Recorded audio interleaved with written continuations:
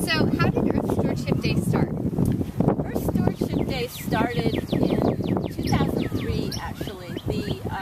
We had a Stewardship Day committee for the school that was charged with doing an environmental audit, overseeing community gardening, and doing some sort of spring community day. And in Meeting for Business, Wilson Felter, who was dean at the middle school at that time, suggested that the Stewardship Committee take over the responsibility for planning that spring community day. So part of the committee, Alison Blunt, Christina Cavalier, Jenny Roundtree, Trish Cope, myself, and some other people started planning that day. So the first one was held in the spring of 2004. Okay, and so originally what was the mission of Earth Stewardship Day?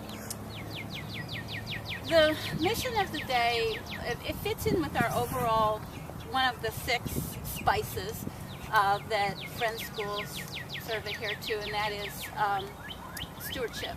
And stewardship in a Friends School comes directly from our belief that there's that of God in everyone, and also extends to nature as well, and that we have a responsibility to be stewards, good stewards of the earth. We wanted to have a day where there would be an education component, and that there would be a service component, and that there would also be an opportunity for reflection. And we made the choice to have people, working groups that they were already familiar with, such as a classroom or an advisory, so that they would have the opportunity to plan and have the day be the way they wanted it to be. Some people chose to go off campus as well, some of the upper school advisories, and did service in the larger community.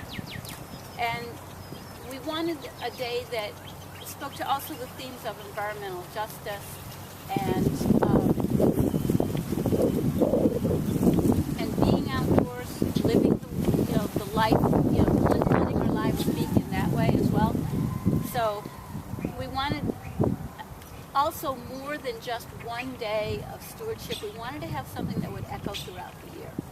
And I was looking actually back at some quotes from the second Earth Stewardship Day in 2005. We asked some students how their day went, and Julia Room, who was in 2nd grade at that time, talked about being outside and being around the pond, and Gary Beyond talked about finding a duck hiding in the bushes, and Chris Jones, who was an 8th grader at that time and has since graduated, was talking about how he looked around at all the people gathered before the day started and thought, wow, we're going to be able to accomplish a whole lot today together as a school. So that was really neat to go back and revisit the day through the eyes of the students. And it's a whole community thing. There have been parents who have been involved. There have been faculty. There have been staff and administration, alums, students, and we've reached beyond the community too to bring in outside speakers so that it helps connect us with our larger